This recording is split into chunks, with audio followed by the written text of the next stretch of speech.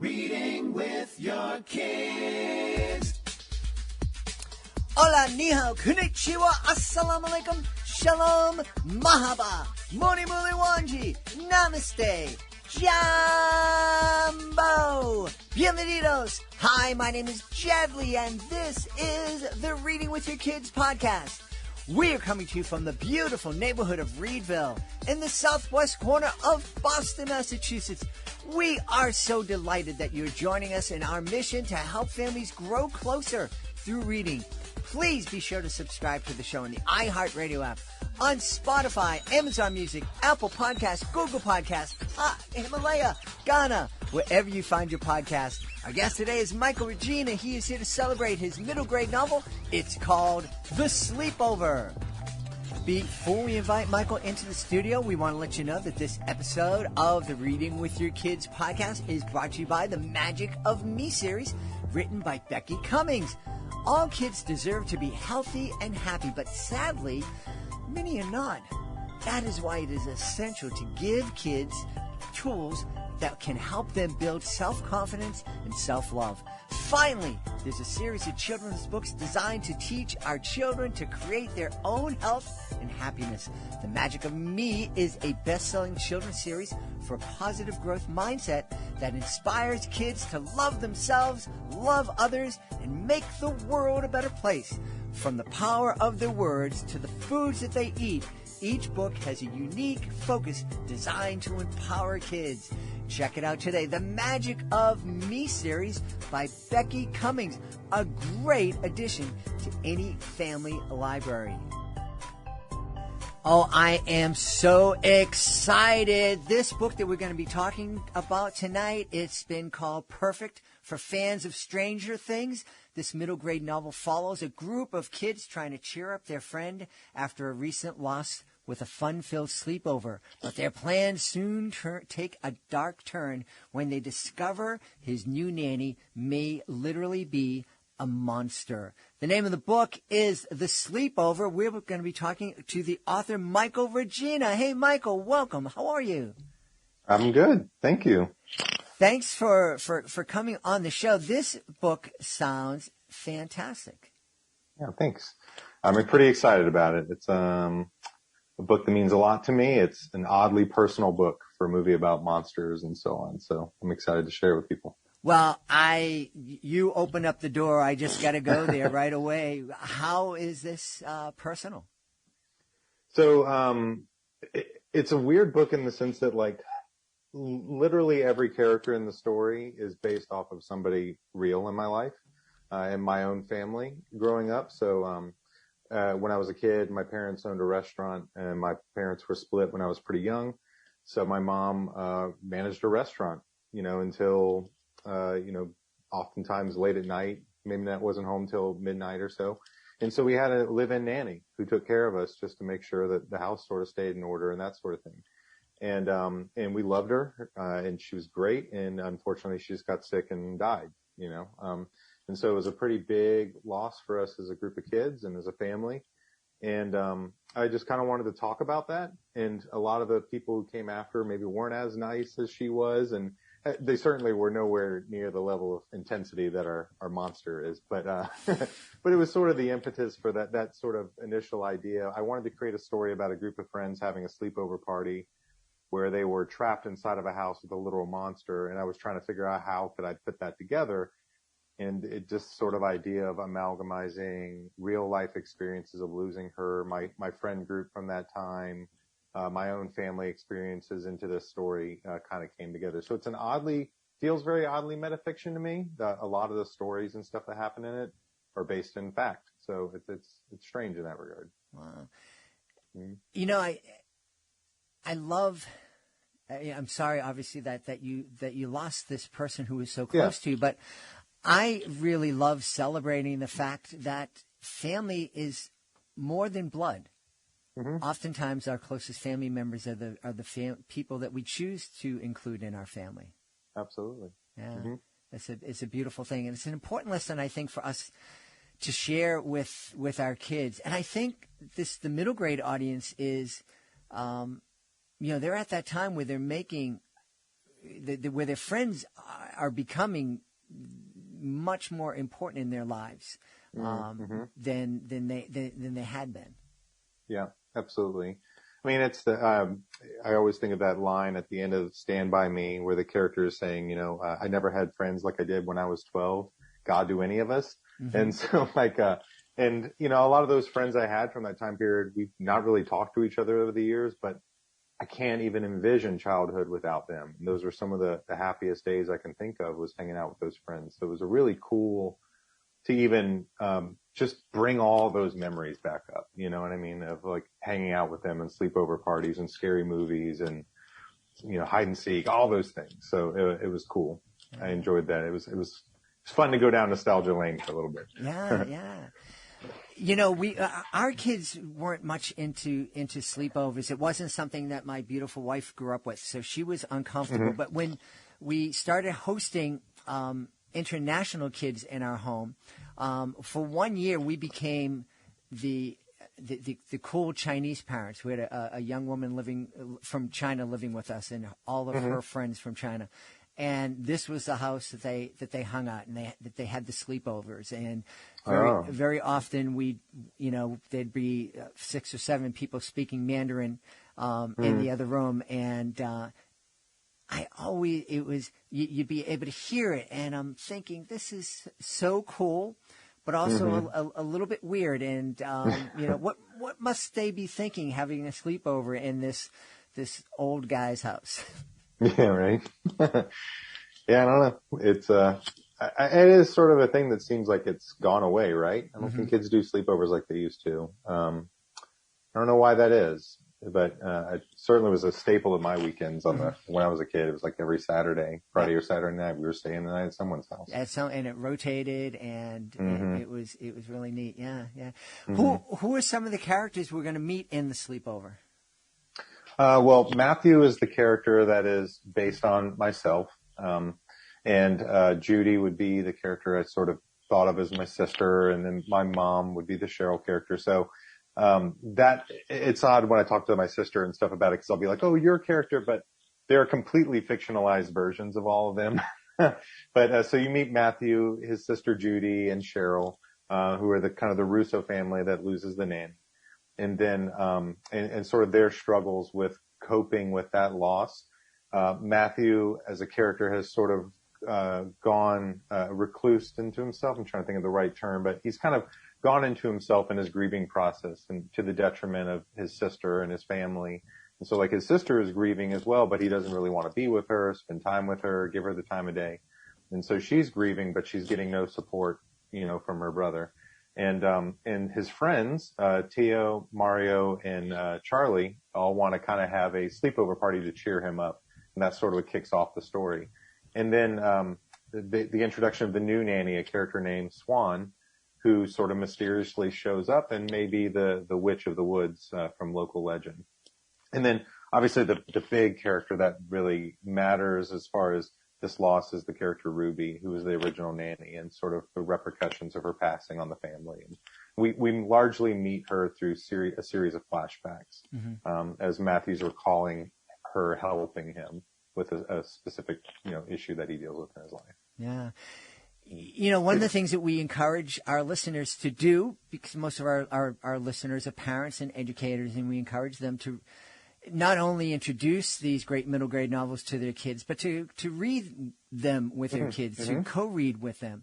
What are some of the conversations you think families could have if they're co-reading the sleepover? Yeah, that's a great question. I can tell you what I ultimately hope people walk away with, which is this idea that even though we lose people, their memory, if we keep their memory alive, they don't really leave us, we learn lessons from the people that matter the most to us. And that's sort of what Matthew is on, this transformation throughout the story, is he's remembering that Ruby is not gone because she continues to talk to him through memory and that sort of thing.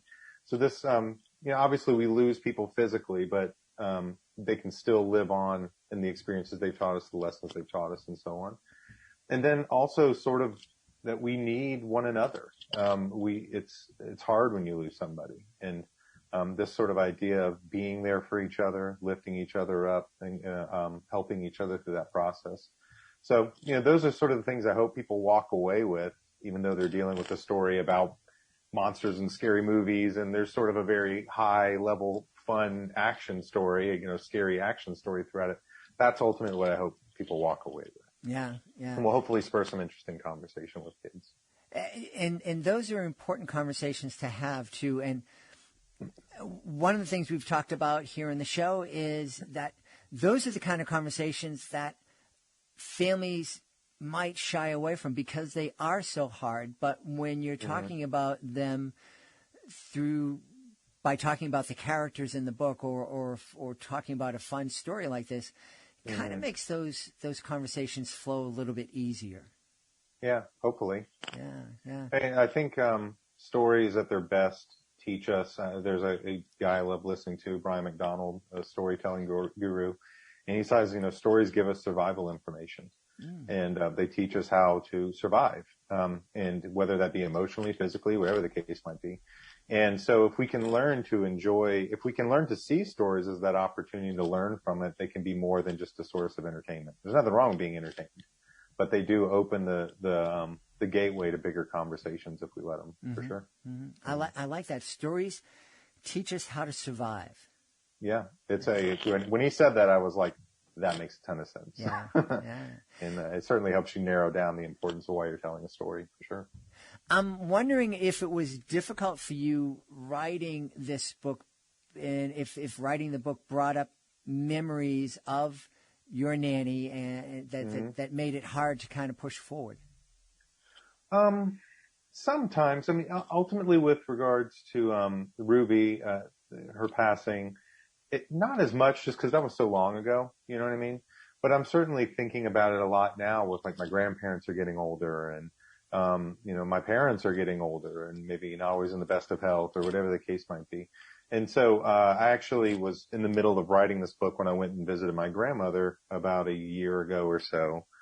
This was before the pandemic happened. So yeah, it would have been, maybe about a year and a half ago or so. Mm-hmm. And I was just thinking to myself, like, man, I just want to capture as much of her as I can, while she's here. And so those things made me think a lot about what is it I'm trying to say here, so maybe not so much that specific loss. I think I've just moved on a lot from that. It happened so long ago. But yeah, just in general, that I'm in a phase of life where I think I'm thinking about it a lot more with some family members and all that are aging, for sure. Mm-hmm. It is a weird moment in our lives when we start to understand that we're mortal. Yeah. Yes. I'm approaching that age of 40, so I'm getting to that middle age year where I think about it a lot. I'm like, oh, wow. We're getting there, aren't we? Yeah. When you get to the point where more people have left your life than are still in it, it's kind of eye-opening, but in a good way. In a good way, because I think it helps you appreciate the fact that every moment is precious, and to get the most out of every moment. Absolutely, that's very true. Mm-hmm. What do you love about writing for this age group? Oh man, I think it's sort of so. One of the things I think it restrains me in a way that feels appropriate to my character, if that makes any sense. Mm-hmm. In other words, like because I have to think about it I want to think about storytelling from the standpoint that I could put anybody next to me and give them my book, and I wouldn't be bothered by something I had put in it. Mm-hmm. But that also includes that I think I can tell a perfectly emotional, captivating story that an adult would sit down and find just as riveting as the child would. So it's an interesting age level, I think, because you can really cater to everybody. Mm-hmm. I think in a way that's really difficult to do as you get older. It's like the older the story, the more exclusive it becomes. And so that middle grade just feels so much like home to me, maybe one day I'll tell something that's a little older or whatever the case might be, but, it's such an important time for so many people, that age where they're learning, like you're kind of transitioning from being a kid and you're starting to see the colors of the world as an adult. You know what I mean? And you start wrestling with questions like, what is it like to lose somebody? What is it like to deal with the loss of friends? Or how do I deal with this conflict? I see it right now with my own kids. My daughter just turned 13 yesterday, and I have another one that just turned 10, and the parenting gets tougher because they start dealing with the world in a different way than they did when they were younger. And I think that's what makes middle grade fiction so fun, is you get to really tap into that, I think, where they're just starting to become alive to the fact that the world's pretty tough sometimes. Yeah. You know? I think one of the things I noticed in my kids when they were that age is they started to realize how little they knew. Mm-hmm. And they were, it bothered them because they thought everybody else knew it all. Mm-hmm. and so that really worried them. I'm curious. We've talked to a lot of authors who have really young kids about how how their kids experienced the pandemic and got through it. I don't think we've talked to anybody with middle grade age kids. Mm-hmm. How did the pandemic affect your kids? Oh, Honestly, it was pretty tough on them. I mean, we homeschool our kids too, so they're pretty used to being home. Mm-hmm. But they lost, the bit of social interaction they did get was just gone, you know? And so, our oldest particularly really wrestled with it, I think. I don't even think she really could have put her finger on it and said that was maybe the kickoff point to it. But I think about it that I think that's where it was tough for her. Just, you're losing that social interaction. You're stuck at home with your family, but they've worked through it really well, I think, as life kind of got back to normal. Down here in Florida, things kind of, opened up pretty quick compared to maybe some other places in the country. So, it was thankfully a short-lived process for them. But, it was tough. I'm trying to think if anything specific I would get into there, but it led to a lot of conversations. But like I said, I don't even know that I'd put the finger on it and say that they thought of it as being the pandemic. It's just something I think might have been the triggering event, you know? Yeah. I know we have a lot of parents out there whose kids are middle grade readers, and maybe a few of those kids, think that they may become writers. What's the best way a parent can encourage and inspire their kids to explore their voice? Well, I would say whatever gets you to the table doing, writing, do it. I mean, maybe it's writing, maybe it's drawing, whatever the case might be. I sometimes wonder if my own kids feel some sort of weird pressure to be a comic book artist or a writer just because I am. And, I have to sit down and be like, look, guys, I know I love doing this, but I have no expectation that you do it, whatever it is that you gets you excited. It doesn't even have to be art. If it's something else, I want to encourage it and lift it up. So mostly what I try to do is I just try to push them to the thing that they seem to be interested in and just say hey, go explore that, try new things. It's a weird age right now, I think, because the media has become so democratized that they can have a platform so young, they can have a YouTube channel, they can have a website and all this sort of stuff. And there's such a desire to put themselves on this stage for everybody to see them. And one of the things I have to really work with them on is to say, that's not a good thing. Let's enjoy your anonymity. How do you say the word? Anonymity? Did I get it right? Yeah. It's a tongue twister. Yeah. Enjoy that period where you can create and no one really knows who you are, because that gives you that freedom to explore and to try. And if you maybe you just tried something I don't know if this is going to work, but I want to try it. You don't have somebody who comes in and bashes on something that then could have become an exciting movement for you, know? Yeah. We did allow one daughter, to create a YouTube channel, but we had rules. We're you can do it if you create 10 animations. And if you do that, then we'll let you put it online. But we kind of made her you have to go off and do this without anybody watching. Right. And so that's been honestly the biggest struggle. All of them seem excited to do stuff. I'm trying to rein them in from this desire to, kind of have a stage when I don't think that's particularly healthy yet. Yeah. Yeah. Mm-hmm. I'm always amazed at how many teenagers refer to themselves as public figures on social media and adults too. I'm don't you realize that there's a bad thing that comes with that term, public figure? No.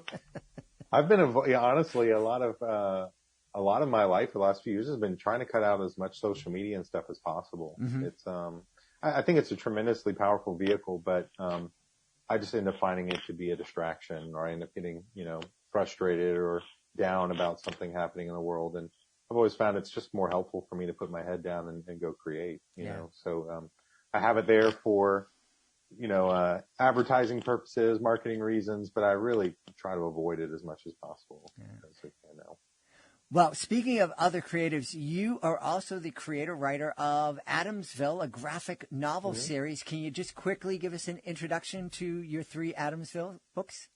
Yeah, absolutely. So Adamsville is a story about a couple of kids who discover that their city is full of monsters and mad scientists. Essentially, this girl named Chloe sees a monster attack a neighbor on her street, and she sees her neighbor erase this kid's memory of this monster attack.